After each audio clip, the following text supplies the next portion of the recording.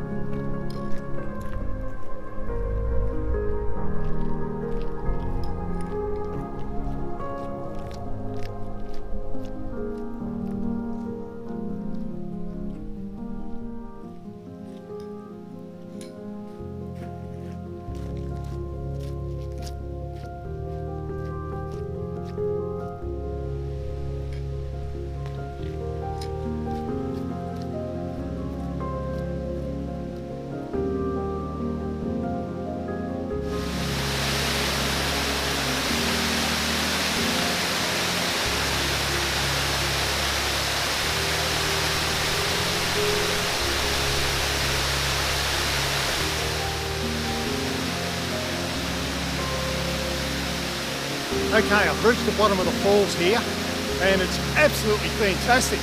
The rain overnight has really got this falls working brilliantly, probably better than last time I was here 2 weeks ago.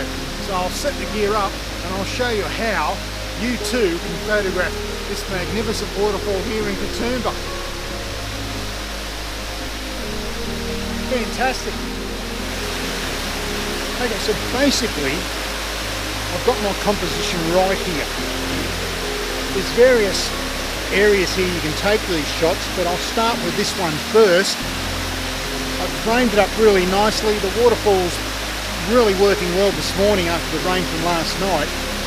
So my settings for this particular shot, I'm at f16, ISO 100, and my shutter speed will be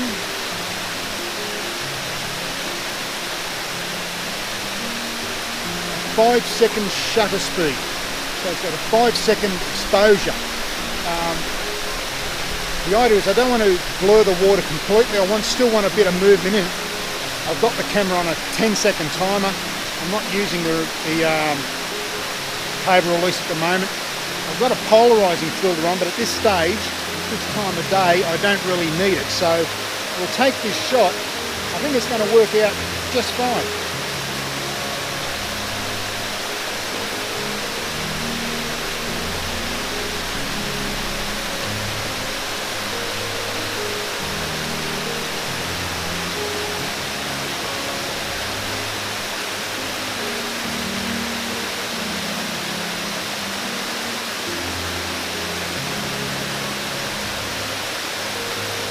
And there you have it, absolutely magnificent. I'm shooting in RAW, and that's why it takes the camera a bit longer to process that file. Free tip here for you, if you're into landscape photography, try and shoot in RAW, because the idea is to capture as much detail as possible without the camera doing the editing for you. So I'll keep going with this. I'm going to vary the exposure times just to see if I can do a little bit more with the water. This is turning out pretty good.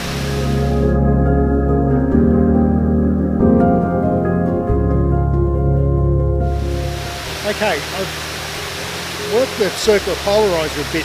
With these circular polarizers, you can lose up to 2 stops of light entering the lens or hitting your sensor. So my exposure now has gone from 5 seconds to 6 seconds, so it's a second slower. Now that 1 second, you'll be surprised how big a difference it makes. So we'll take this shot and we'll see what we get.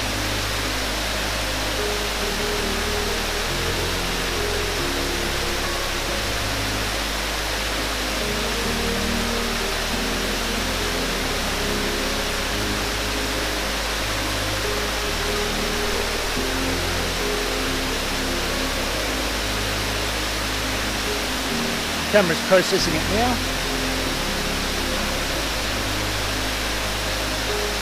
Okay, I don't know whether you can see it in the screen or not, but the water seems to have a bit more of a milky effect because I've extended the exposure time by 1 second. So it's a matter of just playing with your exposure with this photography. Take your time. We're in the most magnificent part of Australia, really, and I'm rather fortunate to live very, very close. Well, this is my backyard, so I thought, with everything's going on around us, get out of the house and come down here. I'm the only one here, but just absolutely magnificent, this. Landscape photography, I just love it. You don't need all the expensive gear, but there's a few things you should have, such as a good sturdy tripod, an L bracket, circular polarizer. I brought filters with me today, but I really don't think I'll be needing them today because it's fairly overcast and it's not bright light, so I'm not really having to slow the shutter right down. But 5 to 6 seconds seems to be working out really, really good. So I might go over there and do a few more close-up shots, a bit more intimate sort of landscape photography. Okay, to my left and to my right, this waterfall is creating its own mini waterfalls.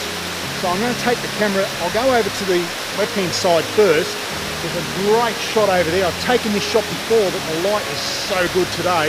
So I'll do that shot on the left-hand side, and then I'll come over to the right. I don't know whether you can see it over there. It's really, really looking good. So composition-wise, this should be 2 really good shots. So we'll go over and I'll show you how to do it. Okay, I've come to this far right-hand side of the waterfall, and it's really working really well now. The light's changing, and as the light's changing with your landscape photography, the scene actually changes.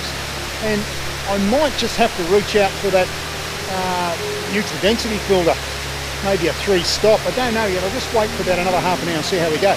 But you'll notice on top of my camera now, I've put a bubble float. And what that is, that enables me to level the camera straight. You often see those photos where people have got the horizon line in their photograph, and it looks like the horizon going downhill or uphill. Well, this stops this. Now I know that most modern digital SLRs like this Canon here has a function built into the settings where it comes up on the screen, but this is much quicker for me to use. I just look at the bubble. It's like the tradies level that they use, those meter levels, those yellow ones, got the bubble in the middle on the top. Exactly what that is. Made out of a Perspex, little Perspex box. Costs you virtually nothing, but really good piece of kit to have. Also too, here's another free tip, a black cloth. What I do, I'll compose the shot. Before I press the shutter button, I'll put this over the back of the viewfinder, and the reason why I do that is because I don't want any stray light entering the viewfinder because it can sometimes ruin your image. So I've composed the shot. I'm actually at 6 seconds once again. The circular polarizer is working quite well here. So I'll take the shot, put this over here, just to make sure that I get it right.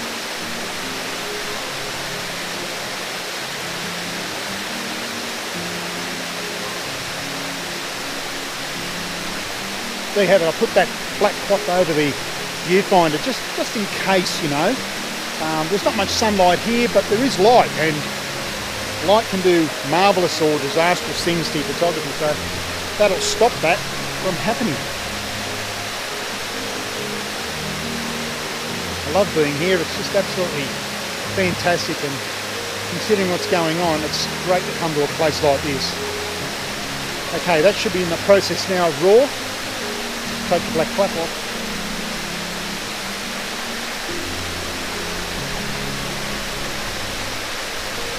We'll see how that turned out. Absolutely fantastic. I don't know whether you can see that, but geez, it looks good. This is a really good part of this waterfall. There's another part over there, which I'll shoot. This is what I call intimate landscape photography. With the 24 to 105, I can zoom in a bit and get very close without getting my feet wet. Usually I wear gumboots when I come over here, but this is just a spectacular place. And that shot, absolutely gorgeous.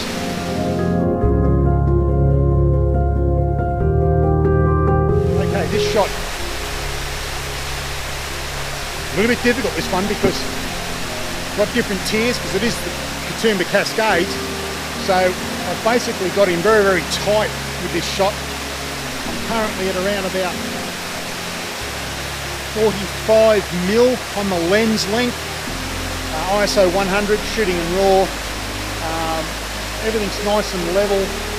The exposure, I've bumped it up to f18, so I'm closing that lens down a bit tighter, letting in a little bit less light. That means my exposure time will have to be a bit longer, which in turn should create that nice silky effect with the water. I think this is going to be a very, very nice shot.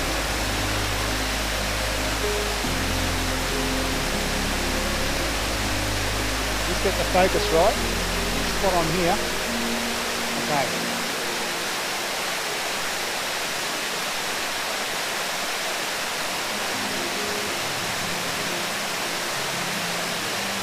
Once again, cover the back of the viewfinder.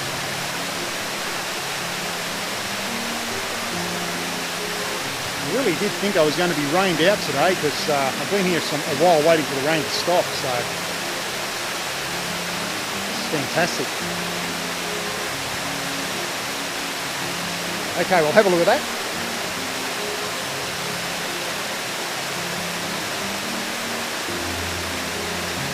Magnificent, absolutely superb. The water just looks so good. Amazing.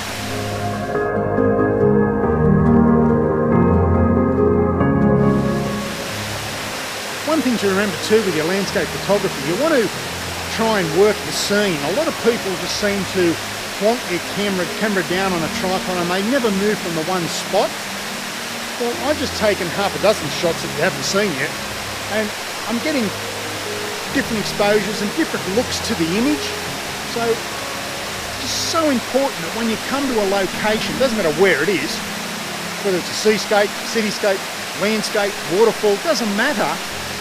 You've got to work the scene, because before I turned this camera on this morning, and even though I'd been here before, I came down and I was walking around, I was looking at possibilities. In other words, looking at different angles and different compositions. And two photos I've taken here today, well, they were compositions I didn't really think about 2 weeks ago when I was here. So it's very important that you really study the area before you push the shutter button.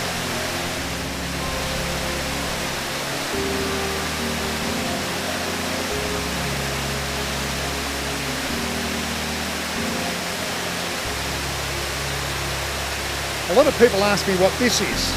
This is called a Hoodman loop. And what it does, I put it up against the back of the LCD screen of the camera and I look through it because it magnifies the image 3 times. This way I can see if I'm underexposed, overexposed, or there's branches in the frame that I didn't pick up when I was looking through the viewfinder. An absolute great piece of kit. It's insane what you can do with this thing. So you take the image like I just did then, put it at the back of the camera like this,